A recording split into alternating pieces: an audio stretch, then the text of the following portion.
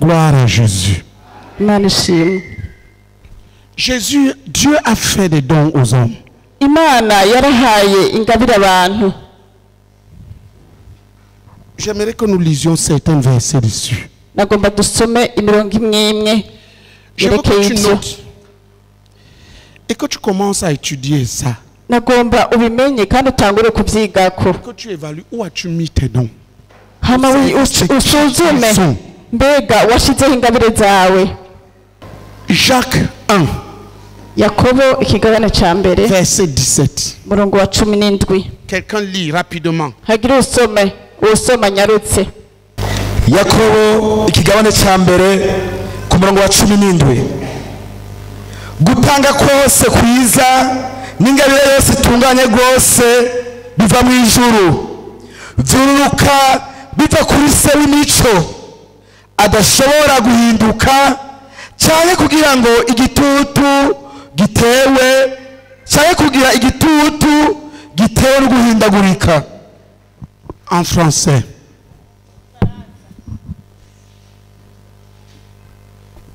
Gloire à Dieu. Jacques 1, verset 17. Toute grâce excellente et tout don parfait descendent d'en haut du Père des Lumières, chez lequel il n'y a ni changement, ni ombre de variation. Amen. Amen. Regardez, qu'est-ce que ça veut dire? Il n'y a rien de bon sur la terre. Rien d'agréable. Rien de correct. Rien de parfait. Qui ne descend pas directement du Père. Il y a quelques années, je suivais le ministère d'un homme de Dieu qui était très controversé.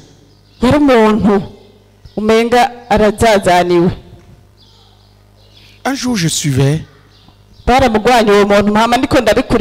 Dieu m'a dit fais ça.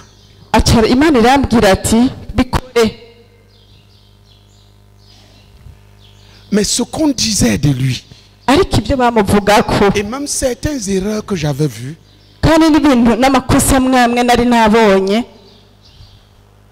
m'ont fait reculer.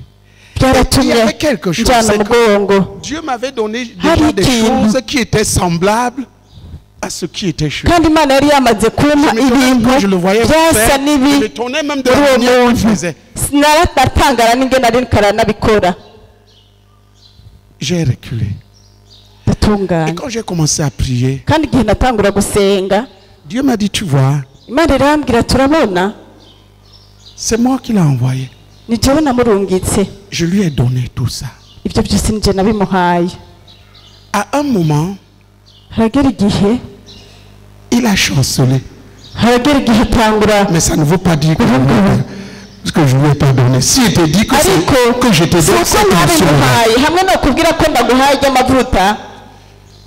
et que tu t'en moques, tu es perdant. Frère, j'ai eu une retenue. C'est ces derniers jours-ci que Dieu m'a ramené là. Ça a diminué de ce que je devrais mener comme ministère d'opération de miracles. Parce que c'était par rapport à ça. L'onction venait de Dieu. Il n'y a rien de parfait.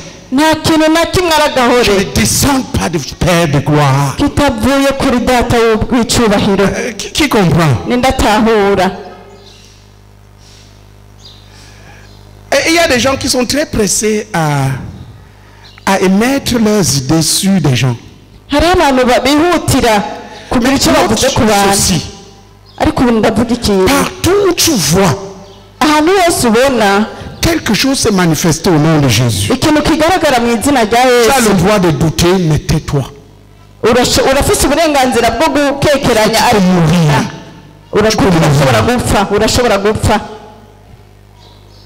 Il s'agit d'une affaire d'onction. N'ouvre pas ta bouche parce que le péché de l'onction ne sera pas pardonné. Qui comprend? Tout don, tout ce qui est bon, tout ce qui est correct, tout ce qui réjouit, tout ce qui fait du bien, descend du Père de lumière. Je veux que tu saches ça. Si tu es un être humain, tu as des dons. La question c'est qu'est-ce que tu en fais parce que tu rendras. Deuxième verset, 1 Corinthiens 4. Je veux que vous réfléchissiez là-dedans. 1 Corinthiens 4.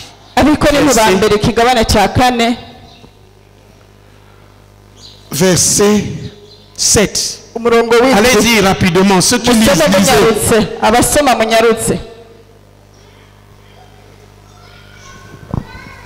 Abikorintho ba mbere ikigabane cya kane ku murongo w'indwi. Ninde aguteye kwitandukanya n'abandi? Kandi icyo ufise utahawe ni giki? Ariko nimba wagihawe niyo gituma wirata nk'utagihawe.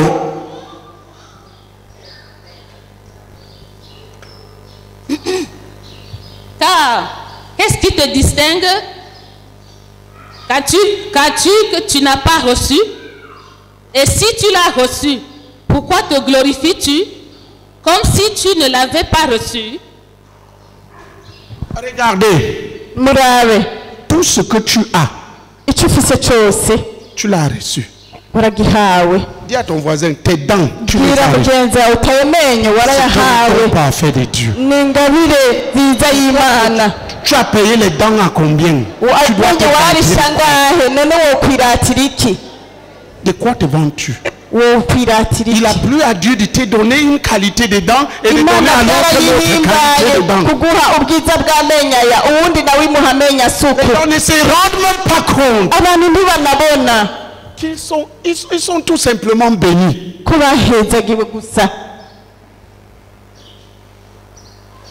Si ta bouche est large comme ça, cette bouche large, c'est Dieu qui te l'a donnée. Mais fais attention à ce que tu fais de cette large bouche. Rendre compte. Qui comprend ce que je suis en train de dire? Si tu te plains de tes pieds, qui se plaint de ses pieds là? Qui nous amène, nous les coupons. Comme ça, il est débarrassé de ce dont il se plaint.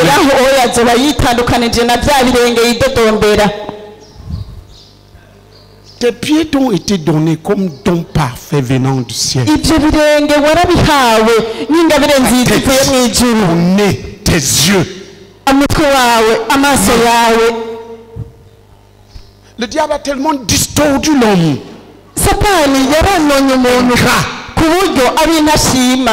L'homme ne voit rien. Tout est donné. Dieu a dit à ton frère, Dieu t'a fait des dons vraiment.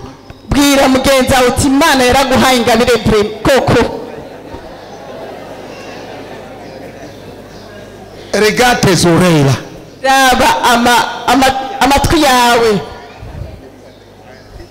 Qui te les a donnés? Si ton oreille était sous les selles, comme ça tu fermes, tu n'entends rien.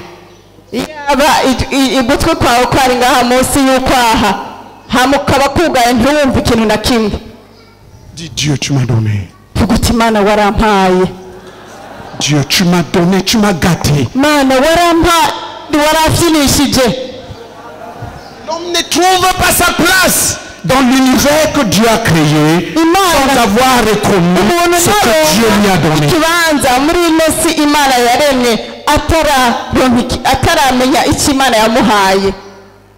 Peut-être tu as eu des diplômes. Tu te moques de ceux qui n'en ont pas. Qui a acheté son cerveau au marché?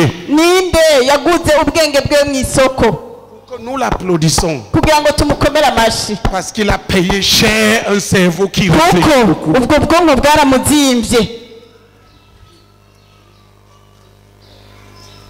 Qui comprend ce que je suis en train de dire? Notre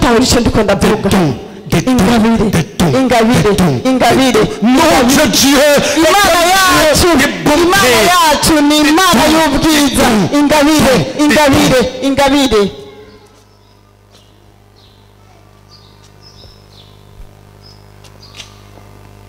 certains étudient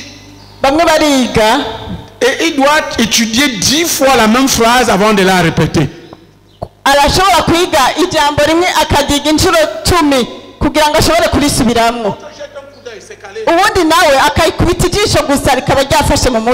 D'autres, si tu passes aux mathématiques,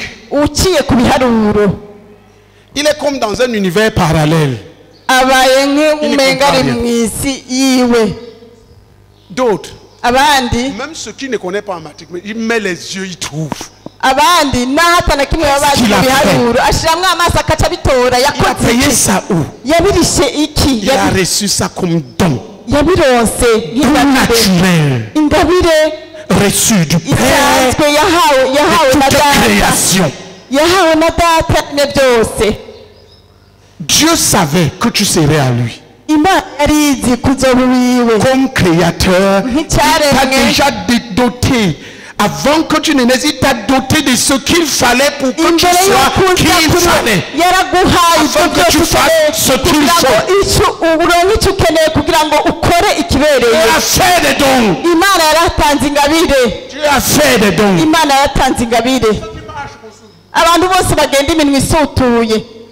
Ce sont des gens qui ont renié Dieu comme créateur. L'humanité est juste ingrate. Dieu a fait des dons. Et savez-vous pourquoi est-ce que les gens ne trouvent pas leur place dans la vie? Parce qu'ils ne connaissent pas leurs dons. S'ils connaissaient leurs dons, ils travailleraient à développer leurs dons et ils s'épanouiraient parce qu'ils sont équipés pour ça. Il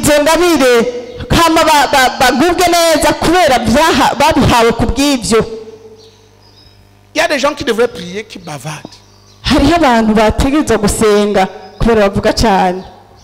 Ce que Dieu doit faire, c'est leur coudre la bouche. Parce qu'ils sont des anomalies. Quand un poisson veut voler comme un oiseau, il y a une anomalie dans l'univers. Écoute, quand je me lève pour prier, les démons sont en danger. C'est un don. Dieu fait comme il veut. Aucun d'entre nous n'a un mérite là-dedans. Il faut être fou pour dire que je mérite quelque chose. La bouche qui vous parle, je l'ai reçu gratuitement. Et je le mets au service de celui qui me l'a donné.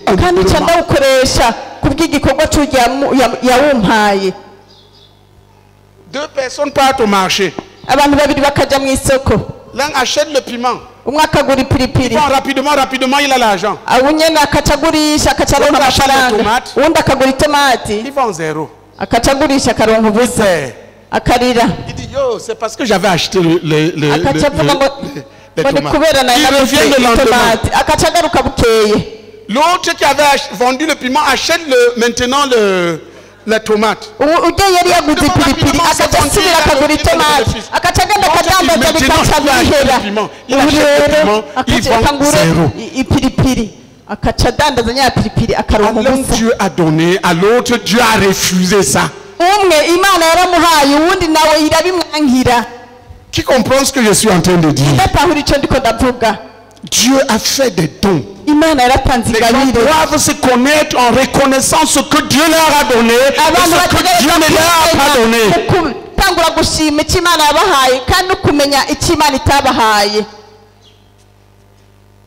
Dieu a fait des dons aux hommes. Lisons un troisième verset. Éphésiens 4, verset 8. Lisez-le rapidement. Je vous lâche ces versets. Va regarder ça. Les gens qui passent le temps à s'embrouiller dans la vie et à embrouiller les autres sont des gens qui ne se connaissent pas. Ils ne connaissent pas qui ils sont. Ils ne connaissent pas ce qu'ils ont reçu. Ils ne connaissent pas leur place.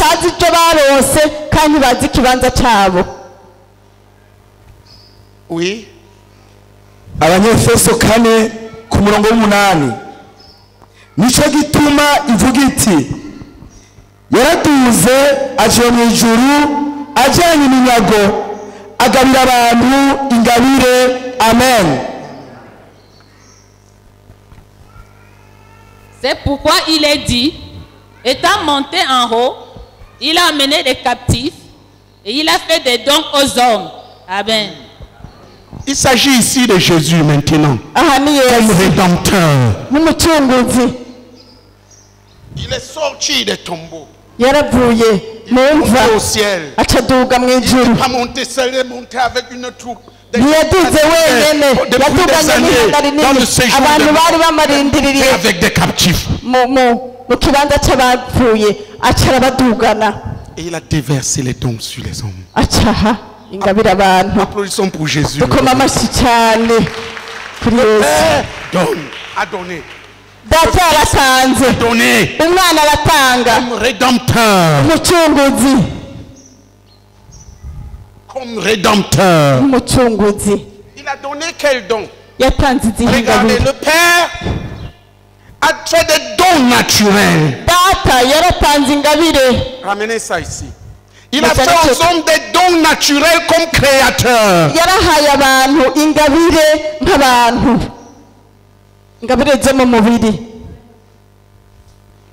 Qui s'est rendu compte que, par exemple,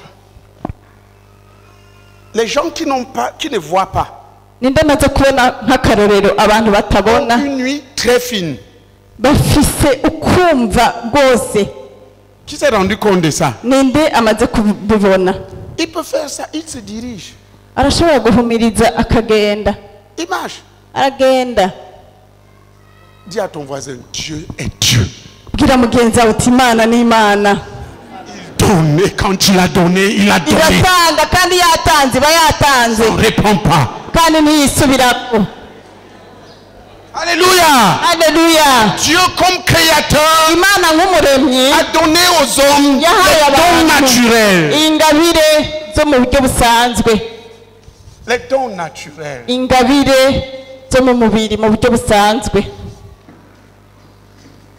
Comme créateur. Ces dons sont, on les appelle encore les talents. Quand Dieu t'a donné des capacités et tu ne mets pas ça au service de l'église, tu vas être jugé pour ça. Avant que tu ne naisses dans le ventre de ta mère, il t'a donné cette capacité, c'était pour son église.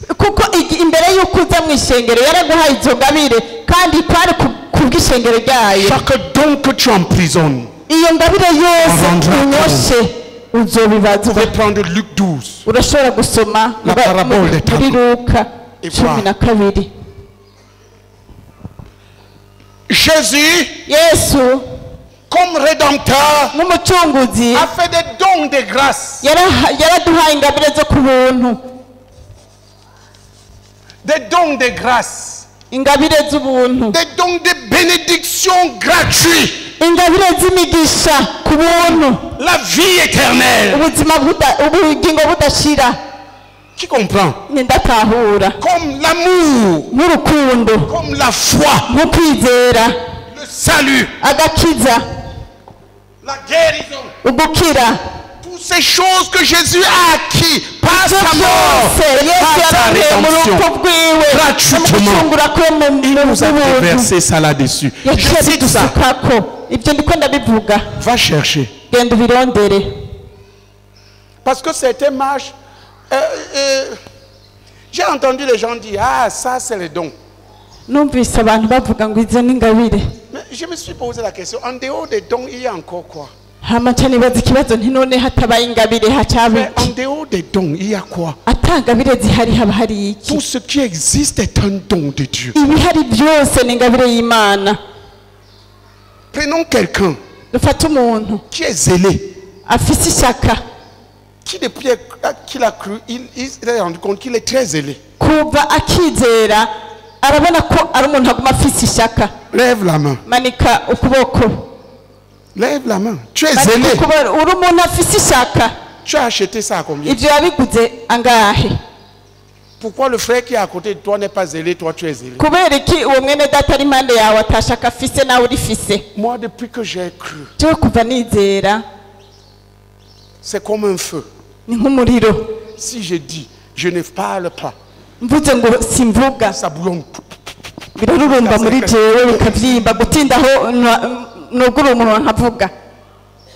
J'ai pris ça où? J'ai payé à combien? C'est un don de grâce.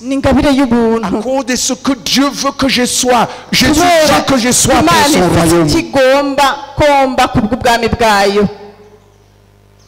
Tu hais le péché.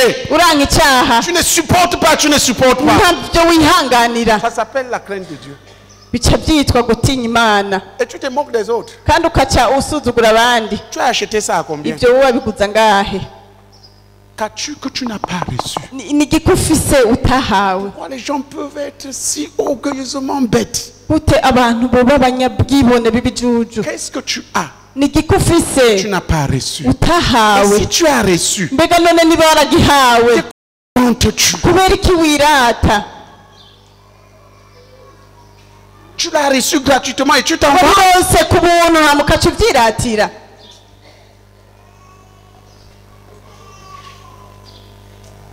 Dis, j'ai reçu des dons. Qui a reçu des dons? Tu vois qu'il a reçu des dons. Lève la main. Tu n'as reçu aucun don. Hein? Regarde ta tête. Ça vient d'où? Ta tête là. D'où vient ta tête?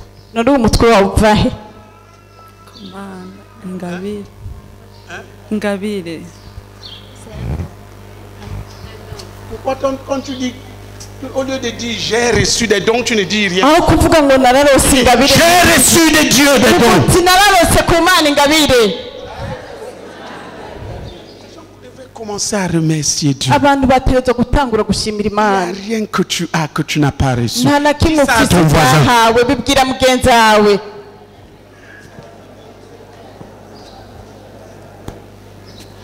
Tes pieds sont comme ça, mignons, mignons, mignons. Et tu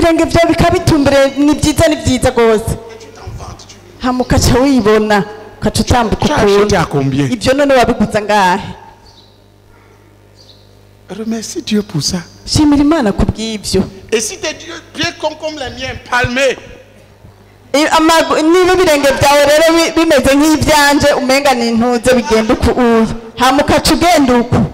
le Seigneur. En tout cas, même si le sol glisse n'importe comment, le mbata ne tombe pas. Le mbata ne peut pas tomber parce que il a les pattes assez. Tu as un avantage. Alléluia. Tu loues le Seigneur. Tu as des dons. Tu as été gâté par Dieu. Être méchant pour ne pas reconnaître ça et mettre ça au service de Dieu. Tu as reçu Jésus. Fais des dons aux siens. Des dons de grâce.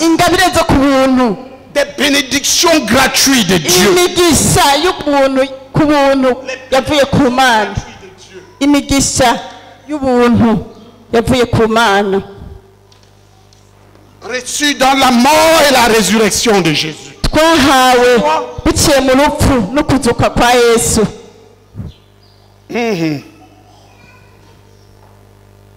Non seulement ça, Ndetse ibi il y a les dons des ministères. hari ingabire z'igikorwa. Je veux que tu étudies ça. Nagomba uvyigeko. Ils t'ont été donnés le jour que le Saint-Esprit est descendu sur toi. Wazihawe umunsi mpemu w'Imana yamanuka muri wewe. Vous recevrez sur vous le Saint-Esprit. Ngo muzoronka mpemu w'Imana. Une puissance. Ubushobozi Lorsque le Saint-Esprit descendra sur vous. igihe mpemu w'Imana azomanuka kuri mwebwe.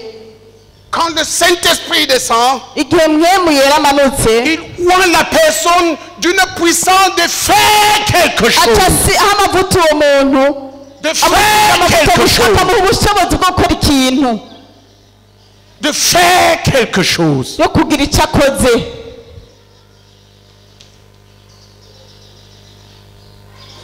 C'est pourquoi généralement, Nicyo gituma muri rusange muri les gens ne Bibiliya commençaient pas à servir le Seigneur avant d'être remplis de ça. abantu ntibatangura gukorera Imana bataruzuzwa mpemu yera. Le Saint-Esprit vient sur la personne, Mpemu yera aza ku muntu il lui confère la puissance de faire quelque chose. akamuha Cette ubushobozi bwo chose-là, gukora ikintu. Icyo qui kintu lui donne la puissance de faire, c'est son ministère. icyo kintu imuhera ubushobozi ni bango ryiwe. C'est-à-dire la chose où il doit servir Ni le ukuvuga peuple de Dieu. ikintu ategerezwa gukoreramwo ubwoko bw'Imana, L'endroit où il doit servir le mu peuple de Dieu. kibanza ategerezwa gukoreramwo ubwoko bw'Imana. Et il est important de connaître. Kandi birakenewe ko Parce que abimenya, je rate ça, kuko ndabihushije je deviens une étoile errante dans la vie. mera nk'inyenyeri Je suis kizunguruka comme mu un buzima, ange mera qui n'a pas nk'umumarayika honoré sa vocation, son atubashe appel. umuhamagaro wiwe. Je erre dans la vie. Mba ndiko Saint-Esprit ndazunguruka mu m'abandonne à buzima, moi-même. hama mwemu w'Imana akampeba. Il est là pour me conduire à glorifier Jésus. Ahari En manifestant l'amour uhari de kugira ngo Jésus mpeshe dans le icyubahiro domaine Yesu, où il m'a kugaragaza conféré la urukundo rwa puissance. Yesu muri icyo gisata yampereyemo ubushobozi. Qui comprend? C'est de ça que nous avons parlé Nibyo twavuze pendant le week-end. muri iyi mpera Nous z'indwi. avons discerné 7 dons de ministère. Twabonye ingabire ndwi z'igikorwa. 4. Ce n'est pas fini. Dis à ton voisin, Dieu n'a pas cessé de donner. Imana ntiyahagaritse gutanga Les dons d'hommes, ingabire z'abantu, ce qu'on appelle les hommes de Dieu. icyo bita abantu b'Imana. Tu peux le. Ici, c'est 1 Corinthiens 12. Aha aye n'Abikorinto 12 Ainsi de suite. Là, c'est Éphésiens n'ibikurikira. 4. Aha naho n'Abanyefeso 4. Ainsi de suite. Tu peux Ibikurikira. chercher dans la Bible. Gloire à Jésus.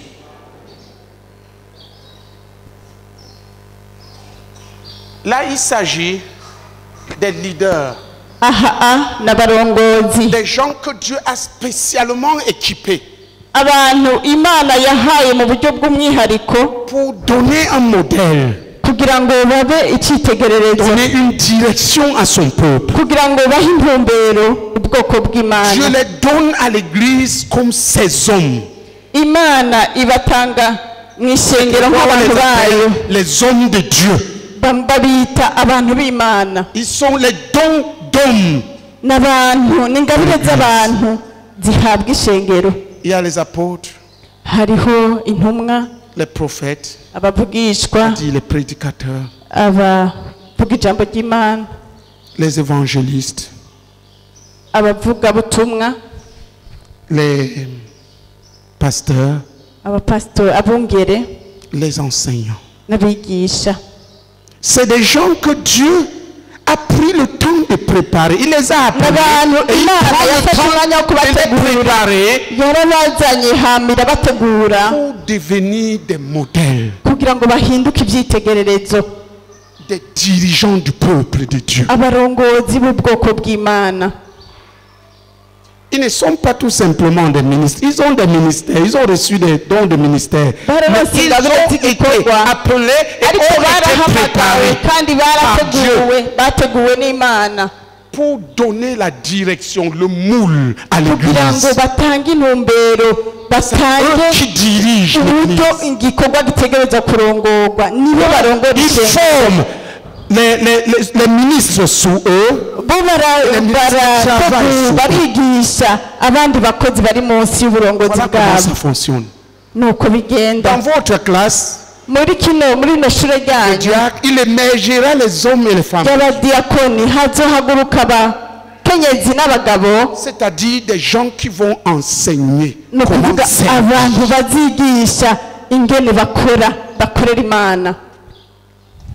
qui par leur vie, leur sacrifice, leur travail, pour montrer ce que Dieu dit comme vie. Ils vont enseigner. C'est ce que nous partagions hier. En formant les cinq classes, une des classes est la classe des hommes de Dieu. Ils vont sortir dans chaque équipe et se joindre à moi pour la coordination de l'œuvre. Il n'y a pas de confusion. Nous avons eu la grâce d'avoir été l'église dans la CMC où le Seigneur a déversé le Saint-Esprit et déversé les dons de manière spécifique. C'était pour donner cette direction.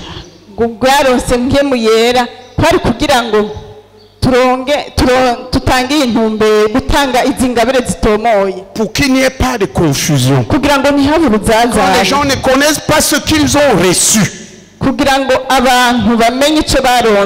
ils dérangent. Ils vont essayer de faire ce qui est aux autres. Il y a les dons d'hommes. Alléluia. À la fin, il y a les dons du Saint-Esprit.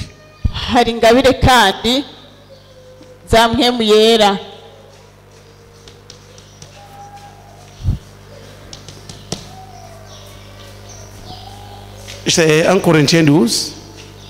Il y a les dons de l'Esprit.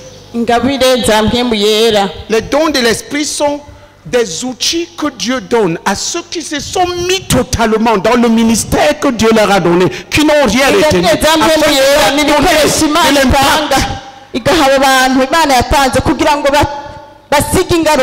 Par exemple, je suis prédicateur. Si tu assistes à mes enseignements, même si tu ne m'aimes pas, tu seras touché.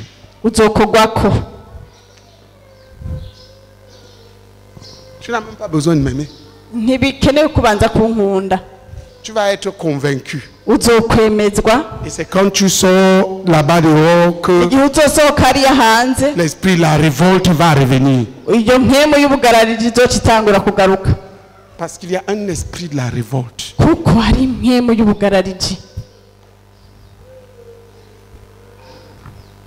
Les dons du Saint-Esprit. Ces dons-ci donnent de l'impact à ceux-ci et à ceux-là.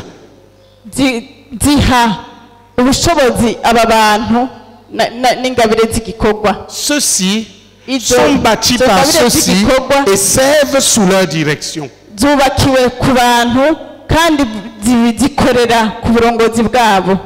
Voilà les réalités. Tu as des dons naturels, tout le monde en a. Tout le monde n'a pas les dons de grâce. Ceux qui ont cru et reçu Jésus ont reçu les dons de grâce.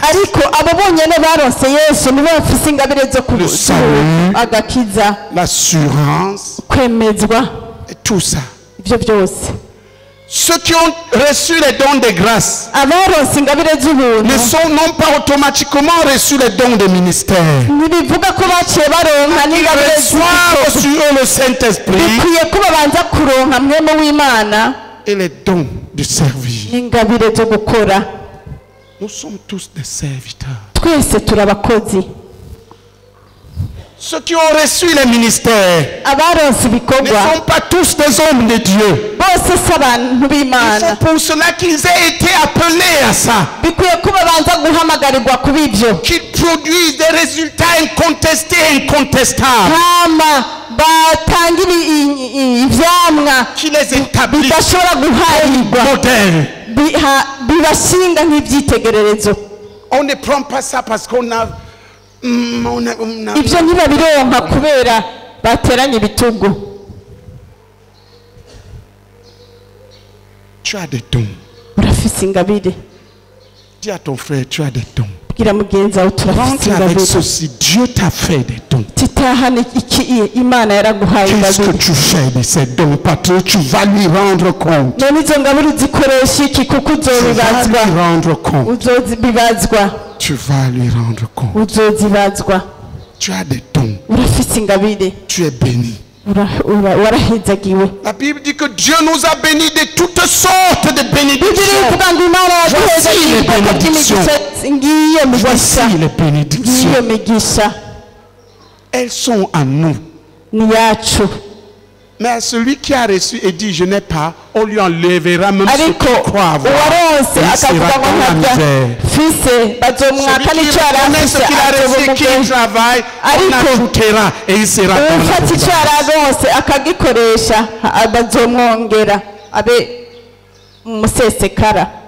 Que Dieu amène chacun d'entre nous à reconnaître ce que Dieu a fait de lui. Dieu lui a donné. Travailler activement à le fructifier pour le royaume. Afin qu'il ne soit pas trouvé nu ce jour-là.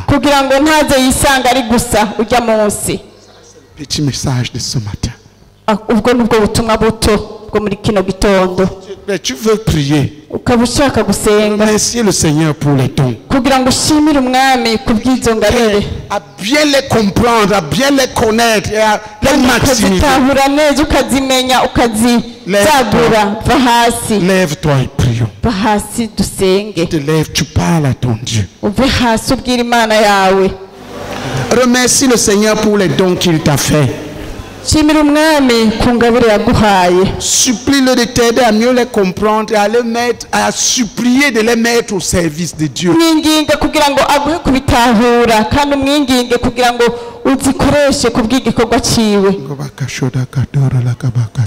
Parce que tu en rendras compte.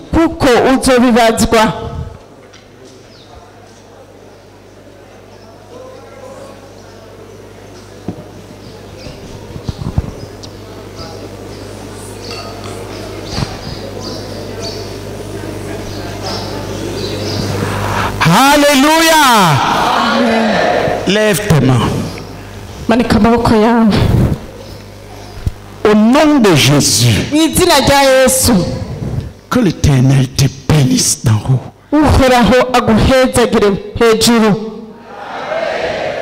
Dans le puissant nom de Jésus, que l'Éternel illumine les yeux de ton cœur.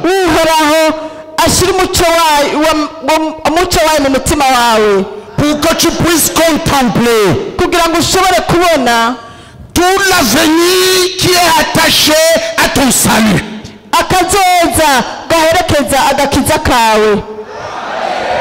Dans le puissant nom de Jésus, que l'Éternel illumine les yeux de ton cœur. Pour que tu puisses voir tous les dons gratuits, l'héritage de grâce qu'il t'a donné en Jésus-Christ, qui est parfait. Au nom de Jésus, que les écailles tombent ibyari ku maso yawe bikoroke et que tu vois ubone l'extraordinaire majesté de la puissance de Dieu ubukuru bw'ubushobozi bw'Imana qu'il a mis à ta disposition yaguhaye et avec laquelle il est capable de faire en toi et pour toi tout ce qu'il veut. kandi bugushoboza gukora muri wewe icyo ashaka n'icyo yaguteguriye Dans le puissant nom de Jésus, mu izina ry'ubushobozi bwa Yesu que l'Éternel vienne avec toi. uhoraho azanane nawe Donc que tu marcheras avec lui igihe uzoba uri kuragendana nawe dans l'obéissance à ce qu'il te commande mu kumvira ibyo igutegeka et au service des saints.